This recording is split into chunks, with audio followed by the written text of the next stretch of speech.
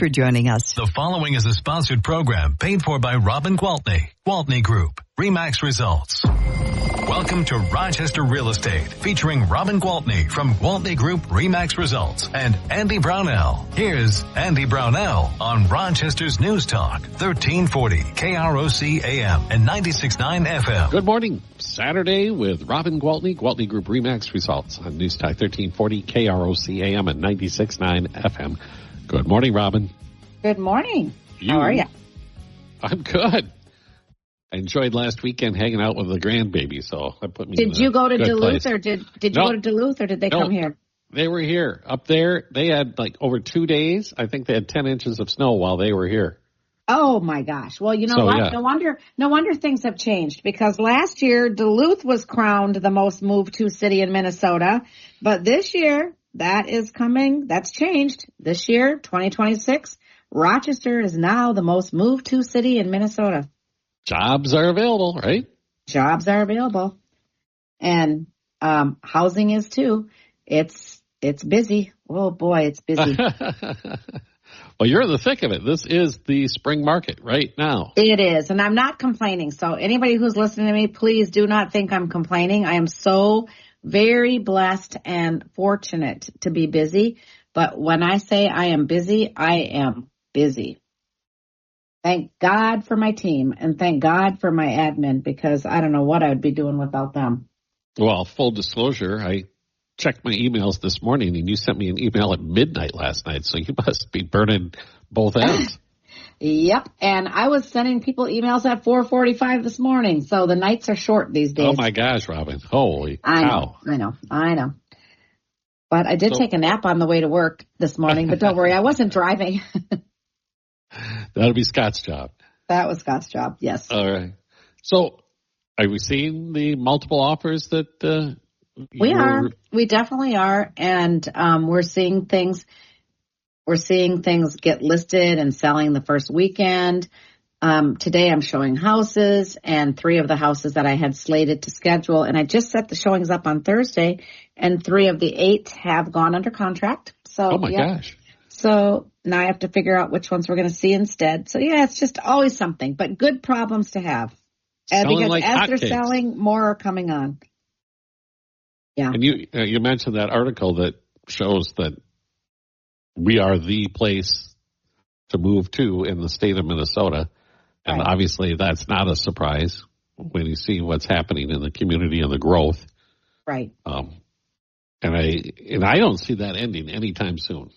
I bet you will stay in that spot for a few years to come. Yep. Yes. And Mayo Clinic says something to look forward to. Within like 6 months, some of these structures are going to be to the point where the road closures downtown won't be as severe and the sidewalks will be reopened. So that's always something to look forward to as the new skyline takes shape. That's the truth. And, it's funny because I was making a joke about the snow being the reason we beat out Duluth, but it Right. actually says here, what's actually driving people to make the move? We all know Rochester is quite a bit more expensive than Duluth, and we certainly don't have those amazing lake views. But on the other hand, we aren't entirely snowed in for days. So Right. That's funny. Funny. When my daughter was down for the weekend, she said, well, when you retire, Dad, why don't you and Mom move to Duluth? And I looked at her like, no. How about no? I can have a summer home along the lake. Yeah, there you go. But just guess make what? sure they have a room big enough for you. Yeah.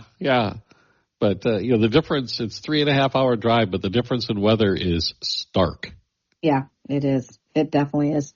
Well, obviously people aren't moving from Duluth to Rochester for the weather. It's all about Mayo Clinic. We know that. Sure. We would be ridiculous if we didn't admit that. I mean, that's what, when anybody reads the history, I love it when people come to town and don't know the history of Mayo Clinic and how it all got started. And it's like, we just got, a huge disaster caused us huge fortune, right? Because if it weren't have been for the tornado that created the huge need for the medical care and the little farm, the little one horse doctor had to open up a hospital, and the rest is history. But it sure is an amazing, special place, and I'm not surprised that people want to continue to move here. And quite frankly, I am thrilled that people want to continue to move to Rochester, Minnesota. And it's not just Rochester. You look at it, all these surrounding communities, our neighbors all over the place, they're growing at a steady pace as well. Oh, gosh. When we talk about the Twin Cities, twin means two. But when we talk about the Twin Cities, we're certainly not talking about Minneapolis and St. Paul anymore. We're talking about every single suburb up there. And, I mean, that's kind of what Rochester's becoming. So often when I talk about the Rochester market, I'm talking about the Rochester and Byron and Casson and Stewartville and Pine Island and Eota and all the places market, right? Yeah. As we've said before, your commutes in the Twin Cities are, you could drive, like you do, to Wabasha. It's the same amount of time that many people drive if they're coming in from a northern suburb to a job in Minneapolis. It takes them at least that long. Yeah, exactly. So I always tell people it takes me 40 minutes to go 40 miles. And, sometimes it takes people 40 minutes to go 15 miles. Yeah. In the metro area. I've been up there where it's taken me to do 5 miles. It's taken that long. Yeah. And well, that would not work for me. That would not work for me. The nights that we stay in Rochester, because, we do that a lot too. So when we stay in town here, it's like, oh my gosh, I'm here. But yet I still drive as much. I don't save any miles because I just have more time to drive around from this place to that place. It's all good. Yeah, with all the listings, yeah. It's all good. That has to be a big part of it, yeah. And I've been reading more and more of the, looking through the government documents as they come forward. We're going to see a boom in new construction here. Yeah, it's good because there's a lot of lots. I was really shocked when I was looking at the makeup of when we call home, what is home? Your home is a single family home. My home is a single family home. Some people's home might be a condo, a townhome, an apartment, right? And when I was looking at the makeup of that, and I was realizing that Rochester now, home to 25 to 30% of people is an apartment. Right. That has grown so much. So that just tells you that not that people don't choose to live in an apartment, but some of them, I can promise you, are only doing it because it's their only option. Right. Right. So, it's just kind of clearly screams that we need more houses, and we've had more and more and more lots developed. And I've talked recently about how now we have not one, not two, but 3 national builders on the scene in Rochester, and they don't mess around. When they buy land and start building, they just go like wildfire.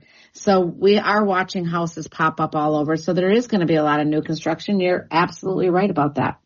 And when you bring that up with the national builders, so are they, when they build out a subdivision, are they building the homes then putting them on the market rather than the traditional, I go into a local builder and say, I want to build, and here's they'll do both. They'll do both. They'll just keep building them and selling them as they build them. And then if you come through and say, oh, this is the one I want, and you don't have a model like that, then they'll have you pick a lot and build that one. Okay. I imagine for them, it's the economics of it. They bring the materials in, and the crews, they got to keep them busy while they're here. Yeah, exactly. And they're not going to make money sitting on dirt, so they just want to get them built and get them sold. This is going to be interesting to watch. We haven't seen this kind of activity in many years. No, we sure have not. It's definitely new. It's not new. It's not new. It's not a new concept. It's been going on everywhere for a long time. It's just new to our community. But it wasn't, I guess it was that long ago because I'm that old, right? But 25, 30 years ago, we were building close to 1,000 homes a year in Rochester. Yeah. Now this looks like we're going to return to that. That was local builders. And you're right. We were. And yes, and I agree with you. It does look like we're going to return to that. Well, Robin, let's take a quick break. We'll come right back and check in some more with Robin Gwaltney, Gwaltney Group RE/MAX results. We're talking about real estate in southeastern Minnesota on News Talk 1340 KROC AM and 96.9 FM. We'll be right back with Robin Gwaltney and Andy Brownell on Rochester Real Estate. This is News Talk 1340 KROC AM and 96. Welcome back to Rochester Real Estate with Robin Gwaltney from Gwaltney Group RE/MAX Results and Andy Brownell on Rochester's News Talk 1340 KROC AM and 96.9 FM. Welcome back, everyone, and thanks for being with us. Robin Gwaltney, Gwaltney Group RE/MAX Results on News Talk 1340 KROC AM 96.9 FM. Robin, if you open the internet and read news stories, it's all doom and gloom. And this, that, and the next thing, inflation, gas prices, interest rates. But I was looking at, they're still lower than they were a year ago. They are lower than they were a year ago. And you know what? I think what alarmed people is 5 weeks, week after week after week, they climbed. Okay? Not a lot, but they went up instead of down. And that does scare people. But now that has stopped. The climbing has stopped. I don't think it's going to drop substantially, not quickly, right? But I got an email yesterday from one of the banks in town showing me all the products that they have available, and they have some great products available, and there was not one of them where the rate started with a 6. So the highest Really? I saw on their list was 5.9, and we're talking they had, 30-year fixed, 20-year fixed, 10-year fixed. They had 5 or 3-year arms, 7-year arms, 10-year arms. They had all different products. They had physicians loan up to $2 million. I mean, there's a lot of products, and they all started with the number 5. So I don't think we need to be too terribly concerned. Right. And we have talked before that 6 and below, below 6 historically is a really good rate. Yeah. Oh, yeah. Below. What did I tell you? 40 on a 40-year evaluation, the average was 7.1. If we looked over a course of 40 years at the interest rate, the average rate was 7.1%. Right. So, yeah, we're doing fine. I think people are just worried because they're like, well, if I'm not getting a great break, and people are still having to let go of what they refinanced to, right? So that's where it gets tougher. I don't think it would be as tough of a pill to swallow if they weren't selling a house where they were locked in at, sub 3. But do you ever have the conversation where you ask them to step back and look at the big picture? And big picture would be the equity they've gained. Exactly, the equity. Because while those rates were low, they were also gaining equity in the double digits some years, year over year. So it's like, okay, now you take all this equity and you pay that down. So even though your rate is going to be higher, you're going to be pleasantly surprised at what your payment's going to be because you're going to be borrowing less money. And you have to accept that you probably wouldn't have seen those double-digit gains those few years if you didn't have that super low interest rate. You know what my mom used to say, Andy? Off. My mom used to say, you can't have your cake and eat it too. Well, there's the truth. Honest to goodness truth to that. And also when the arm. Yeah. Because as you pointed out, I'm a unicorn. I'm the person who bought the house and stayed in it and paid it off. Right. And I'm a tiny fraction of the actual homeowners out there. Most people, 5 years that they're in a home? Well, it has gotten to be a little more. We used to say 3 to 5. Now we're seeing more like 5 to 7 years that people are staying in their homes. But even so, we're talking 7-year arm covers that, right? Yeah. So if that's your plan, and you have pointed out numerous times, a lot of the people who come, I always figure in Rochester, you've got about 30% of us are, homers? We've been here forever. Right. Another 30% have been here 10 to 20 years. And then you have the rest it's transient. They're here correct to do their thing at Mayo or some other position. They're with a spouse who's coming in at Mayo, and their plan isn't to be here long term. And right now you can get a 7-year arm for 5.65. Or if you're doing a 4-year residency, you can get a 5-year arm for 5.5525. Wow. So yeah, there's definitely some great rates, and it's not stopping people from buying, Andy, because things are still selling. Yeah, things are still selling, and I think it's never been a time where it's more important to have it priced right, because when you have it priced right, it does sell quickly. And I've had this conversation with so many people where they say, "Oh, did we price it too low? It sold so quickly." No, we did not price it too low. There's actually no such thing as pricing it too low, because if you do, believe me, those buyers that have missed out on other ones are those very savvy realtors are like, wait a minute, why is this so low? And we talked about this a couple of weeks ago where I ended up having one that was priced very low with the intention of going into multiple offers, having no idea it would be 10 offers and going 35,000 plus over ask, right? Wow. So you can't underprice. So it's not like I put those people at a risk by not starting at a higher price. And maybe I did them a huge favor, because maybe if I would have priced it where I thought it would price, which ended up being about, where I thought it would sell ended up being about 10,000 less than where it did. So if I had priced it at that price, would I have still gotten into multiple offers, or would I have simply gotten an offer for the price that we had it priced at and sell it? So there's definitely some tricks to this trade. I wouldn't call them tricks. I would call it your experience and expertise. Thank you. Yes. Yeah, tricks sounds like I'm being devious. Certainly not that. But I mean, there's more to see than meets the eye, right? Yeah. And that's why we were talking about the other week about the person who used AI as their realtor. Yeah. Yeah. Mm-hmm.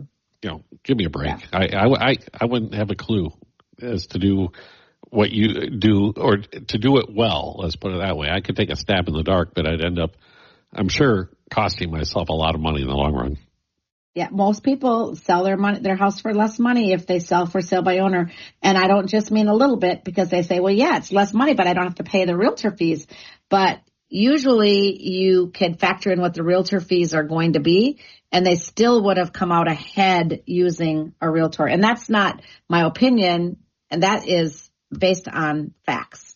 And that doesn't even take into account all the administrative stuff that you guys take care of. And the time that they're spending and the stress that they're causing themselves and all the things. Yeah. I don't know. I've probably said this on air before, and my now retired dentist probably hates it when he hears it. But he had asked me to come over and tell him what his house was worth. So I assumed he wanted me to sell it. And so I went over and I did a market analysis, and I told him what it was worth, and then sat there. He's one of the nicest guys I've ever met. He said, Robin, I want to be honest with you. I did want to know what the price would be, because I want to sell this by myself. I think I can do this and I could save money. And I said, oh, you do? And he said, yeah. And I said, are you not going to be working as a dentist anymore? And he said, oh no, I am. I said, okay, this is pretty time consuming. And we kind of talked back and forth. And then he said, you're not mad at me, are you? He said, I'll pay you for what you've done. I said, no, it's okay. You don't have to pay me, and I'm not mad at you. I said, I'm just sitting here thinking, I'm wondering if the next time I have a toothache, should I just take a pliers and try to yank it out, or would that be risky? And he's like, oh, get me the paperwork. And I'm like, no, do what you want to do. He's like, no, what was I thinking, Robin? I am not a realtor. Yeah. I'll stick to being a dentist. And number one, the time that he takes away from being a dentist and the billable hours he has being a dentist to sell his home, I think you're going to be on the short end of the stick if you do that. And the sale went very well, and he was so pleased. And he's like, I don't even know what I was thinking, but he goes, trust me, if anybody ever asks me what I think of for sale by owner, I will set them straight in a hurry. And he hadn't even tried it yet. He just, got his eyes opened up. Hand them with pliers. Yep, hand them with pliers. All right. Well, Robin, we'll take a quick break. Back in a moment. Robin Gwaltney, Gwaltney Group RE/MAX results on News Talk 1340 KROC AM and 96.9 FM. We'll be right back with Robin Gwaltney and Andy Brownell on Rochester Real Estate. This is News Talk 1340 KROC AM and 96. Real people. To Rochester Real Estate with Robin Gwaltney from Gwaltney Group RE/MAX Results and Andy Brownell on Rochester's News Talk 1340 KROC AM and 96.9 FM. We're back with Robin Gwaltney, Gwaltney Group RE/MAX Results.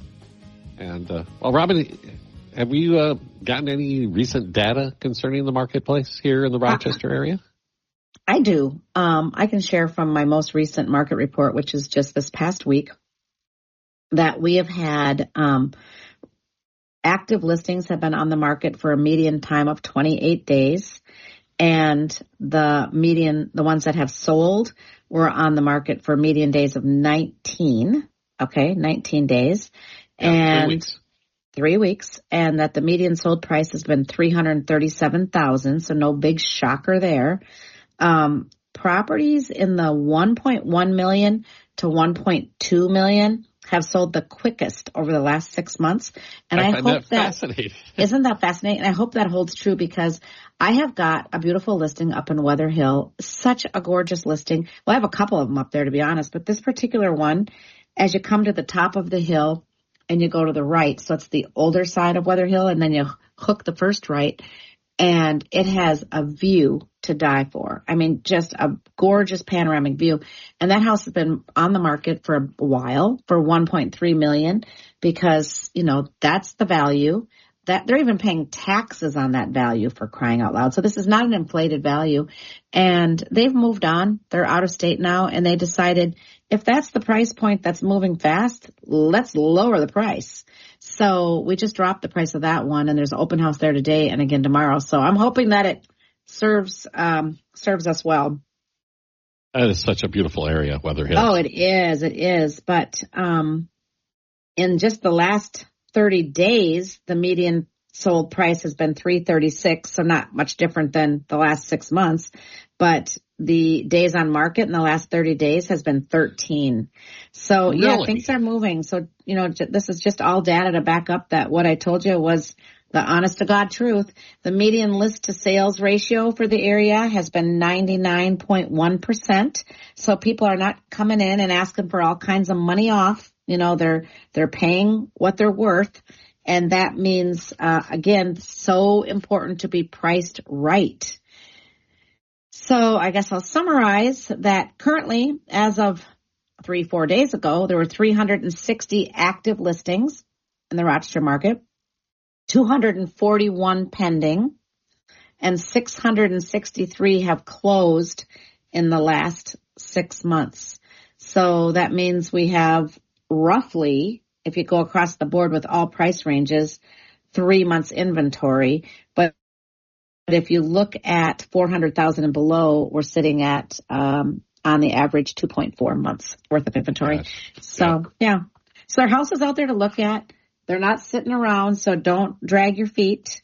Don't think that you're going to come in and get any, huge, big deal unless there is A, a desperate situation, or B, an overpriced home. But if it's priced right, they're going to sell, and they're going to sell for where they're priced or really, really close to it, maybe even above. We're talking about the value of your experience and expertise on the seller side, but the same applies on the buyer side, I imagine, because you could offer that advice at listing and say, yeah, this one's priced about where it should be. But this Right. one, yeah, that has to be a great advantage to the buyer as well. Yes. And I mean, it's so funny. And I sound like I'm a little braggadocious here, but I can walk into a house before I even do my market analysis and says, my gut tells me 469. And of course I don't say my gut tells me, right? And then I go back to the office and I'll pull all the comps now that I've seen the house, and I'm like, oh, look at there, 469 or 474. But when you do it thousands of times over and over, year after year, this is year 26 for me. So, and I've sold a lot of houses. I mean, it's like anything else. The more you practice, the better you get at it. You're the Rain Man of real estate. Thank you. I'll take it. No, I imagine for how long you've been doing this and knowing the community the way you know the community, that is exactly they're not hunches. They're just, you have that much knowledge. Correct. They are not hunches, but I do always back my feelings up with data. So I'm not just pulling numbers out of the sky, right? And because I have really really, really awesome admin people. We can pull together some really nice reports. So if you're out there and you're listening and you think that you are maybe just curious about, if I were to sell my house, what would I get for it? Or what would I have to do to get it ready for the market? Where do I even start? I haven't sold a house in 30 years. I don't even know where to start. I would suggest and ask that you start by just calling me, having me come over and taking a look at the place. And then after I see the house, I can tell you, A, these are the things you need to do to get your house on the market, or B, your house is ready to go. You don't have to do anything. And then I can guide you with, you want to do a pre-inspection? Here's some numbers. Oh, you want to get some fresh painting done? Here's some numbers. You want some carpet change? Here's some numbers. So it's a lot more than just, putting a sign in the yard, putting your house on the MLS. I'm here to help you from before you get started until after you've finished. It's the process. And I love being your guide throughout the whole entire process. So if you're even curious, you will not be charged to have me come over, and you will not be tied to me. You get to meet me and decide if I'm the right person for you. But I would love the opportunity, because that is what we do, and we love it. All right. How do they get a hold of you, Robin? Call me on my cell phone anytime, and that phone number is 507-259-4926. And I would like to add, all price points. Sometimes people say, oh, Robin, I know you only sell the really expensive houses. No.